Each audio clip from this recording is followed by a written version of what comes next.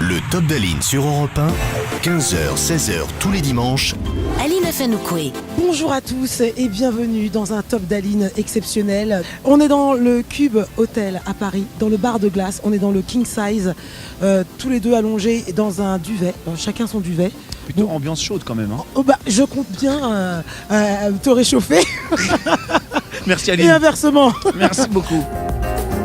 Tu feras la première partie des Black Eyed Peas les 24 et 25 voilà. Au Stade de France. Voilà. Et c'est toi qui les as contactés. Oui. Tout bonnement, un petit texto.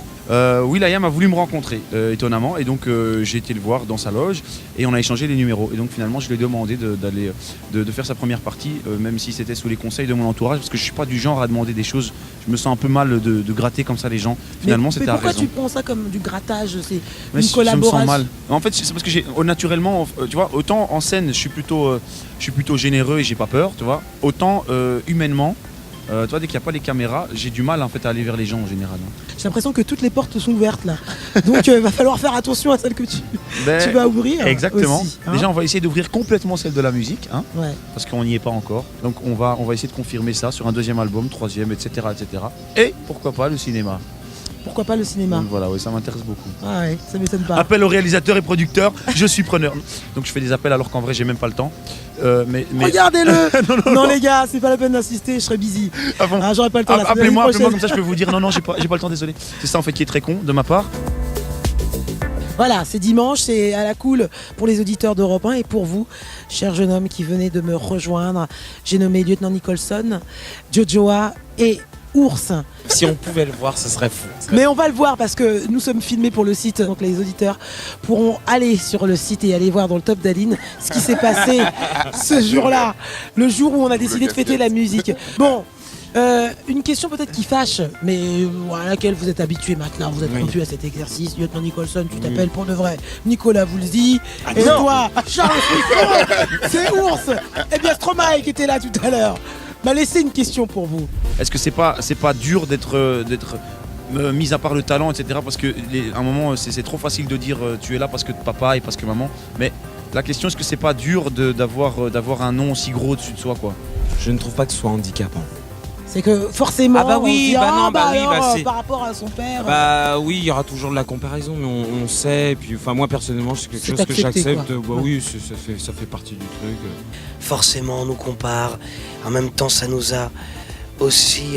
On est né dans une ambiance, dans une fantaisie, dans les chansons, dans la sensibilité des mots. Donc aussi, c'est un avantage. C'est le fils. Oui, de qui es-tu le fils? De Etienne Dao.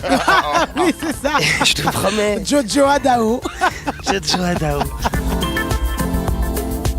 Pour vous, la fête de la musique, c'est quelque chose d'important. Ça vous inspire quoi? Quand on prend les instruments, on va en bas de son immeuble et on se met à jouer.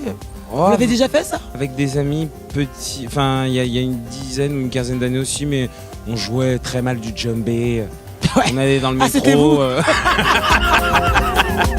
On était là collés à la rue, le feu rouge.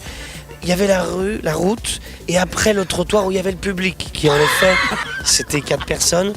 Il y avait ce bus qui, à ce moment-là, passait tous les quarts d'heure, et du coup, nous, on chantait, et on se voyait dans les reflets nous-mêmes, tu sais, des vitres, et les gens, même les gens du bus, nous ne regardaient même pas. Gassanji, qui est, comme j'aime à le dire, une artiste à découvrir vraiment.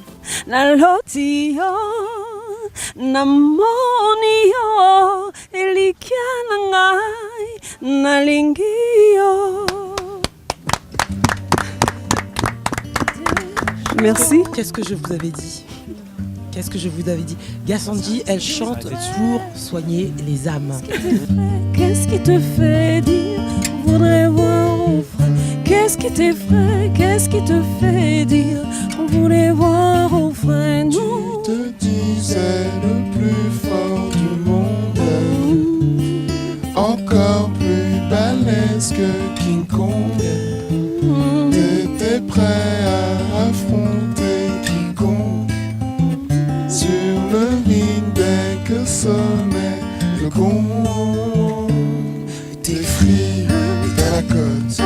Pourquoi tu ne fais pas tes bises pour la cote?